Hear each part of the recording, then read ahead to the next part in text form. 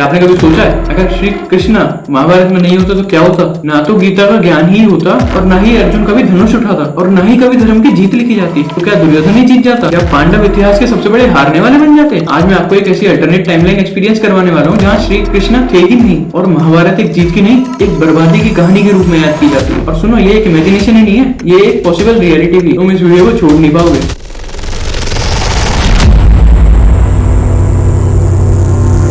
कृष्ण का असली रोल महाभारत में क्या था? गेम चेंजर बिना शस्त्र के। श्री कृष्ण ने पूरी महाभारत में एक बार भी शस्त्र नहीं उठाया था। उन्होंने कभी खुद युद्ध नहीं लड़ा, पर हर मूव और हर स्ट्रेटेजी उनकी प्री डिसाइडेड थी। द्रौपदी के चीरहरण के बाद सबसे पहले श्री कृष्ण ने ही पांडवों को मेंटली युद्ध के लिए प्रिपेयर किया था। नपुंसकता तुम्हें शोभा नहीं देती।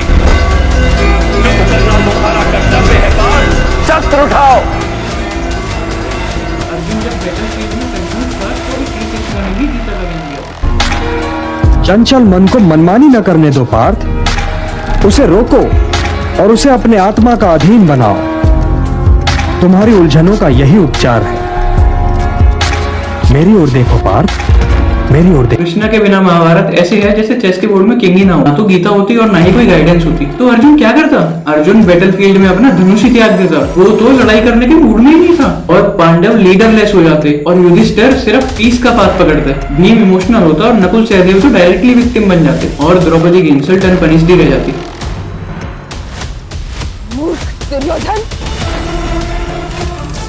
मैं किससे जन्मी या किससे नहीं हूँ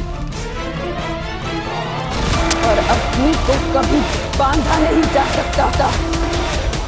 मुझे तुम दासी नहीं बना सकते क्योंकि मुझे वो स्वीकार्य नहीं, मान्य नहीं।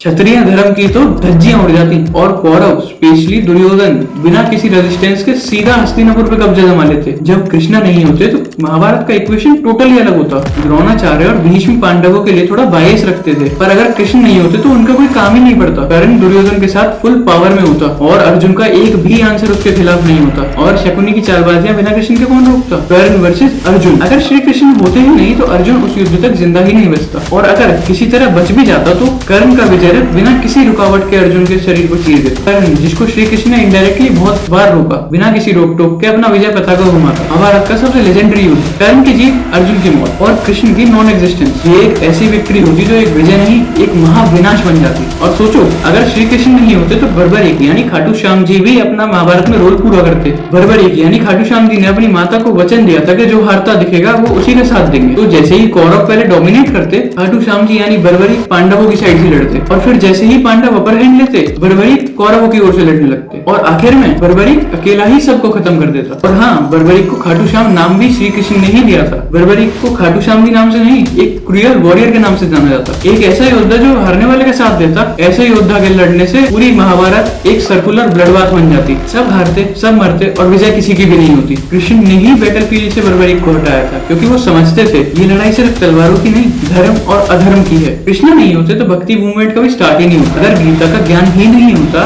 तो पूरी दुनिया स्पिरिचुअल फाउंडेशन ही खो देती। भारत का कल्चर, फिलोसफी, वैल्यूज, इनकी पूरी डायरेक्शन ही चेंज हो जाती। कृष्ण के बिना धर्म वीक पड़ जाता और महाभारत एक मिथ नहीं एक कॉशनरी टेल बन जाता जहाँ अधर्म की जीत होती, जो कि कभी पॉसिबल नहीं है। और अगर श्री कृष्ण नहीं होते तो महाभारत में पांडव नहीं धर्म हार जाता। बर्बरीक सबको खत्म कर देता। कौरव और पांडव दोनों कुरुक्षेत्र की मिट्टी में मिल जाते और ये पूरी दुनिया कभी भी ये पूरी दुनिया यदा यदा ये धर्मस्य को समझ ही नहीं पाती। और तुम इस अल्टरनेट रियलिटी में जीने के लिए कभी तैयार ही नहीं हो पाते। अगर आप ये वीडियो यहाँ तक देख रहे हो, नेक्स्ट वीडियो इससे भी ज्यादा बढ़िया होने वाली है। Thank you so much for watching.